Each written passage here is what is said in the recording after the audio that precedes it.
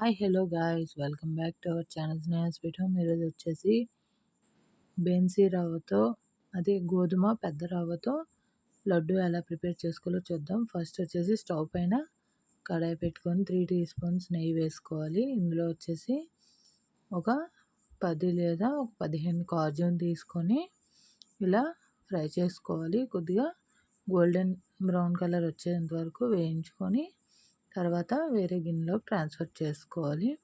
ఇప్పుడు వచ్చేసి అదే నెయ్యిలో వచ్చేసి 1.5 కప్పు బెన్సీ రవ్వను తీసుకొని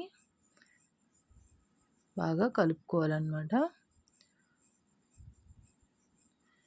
ఇలా బాగా మరీ ఎక్కువగా రోస్ట్ అవ్వక్కర్లేదు, జస్ట్ అరోమా అనేది బయటికి వచ్చేంత వరకు చాలు.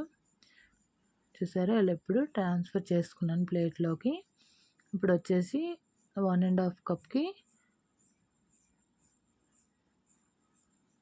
4.5 గ్లాస్ వాటర్ తీసుకున్నాను. ఆ వాటర్ కొద్దిగా బాయిల్ అయిన తర్వాత అందులోకి ఈ నూకను నెమ్మదిగా కలుపుకుంటూ వేసుకోవాలన్నమాట. అది కొద్దిగా చూసారా ఉడికిన తర్వాత నేను వచ్చేసి ఆరెంజ్ కలర్ ప్రిఫర్ చేసుకున్నాను. ఆరెంజ్ కలర్ కొద్దిగా వేస్తే చాలు, సరిపోతుంది. అది వేసి కలుపుకున్న తర్వాత 1 కప్ షుగర్ వేసుకుని కలుపుకోవాలి. మీకు ఇంకా స్వీట్నెస్ కావాలనుకుంటే 1.5 కప్ వేసుకోవచ్చు.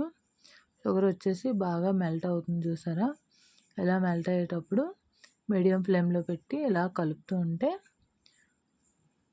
దగ్గరగా అవుతుంది. దగ్గరగా అయిన తర్వాత ఇందులో వచ్చేసి 2 లేదా 3 టీ స్పూన్స్ నెయ్యి వేసుకొని బాగా కలుపుకోవాలన్నమాట. బాగా కలుపుకున్న తర్వాత ఒక 5 మినిట్స్లోగా అవుతుంది. ప్యాన్కి అంటుకోకుండా తయారవుతుంది అన్నమాట. ఈ వీడియో కనుక మీకు నచ్చినట్టయితే like, share, comment and subscribe చేసుకోండి. పక్కనే ఉన్న బెల్ ఐకాన్ క్లిక్ చేయడం ద్వారా నా యొక్క వీడియో అప్డేట్స్ అన్నీ మీ వరకు వస్తాయి. Thanks for watching. ఇలా కొద్దిగా దగ్గరికి అయిన తర్వాత 1 టీ స్పూన్ ఇలాచీ పౌడర్ వేసుకోవాలి. దాన్ని బాగా కలుపుకోవాలన్నమాట. చూసారా, ఇప్పుడు వచ్చేసి స్టవ్ ప్యాన్కి అంటకుండా వస్తుంది. ఇందులో ముందుగా చేసుకున్న జీడిపప్పు ఫ్రై చేసుకున్నాం కదా, అది వేసుకోవాలి. ఇప్పుడు దాన్ని బాగా కలిపి బాగా చల్లగా అయ్యాక కొద్దిగా చేతికి ఆయిల్ కానీ నెయ్యి కానీ అప్లై చేసుకొని ఉండలా చుట్టుకొని సర్వ్ చేసుకుంటే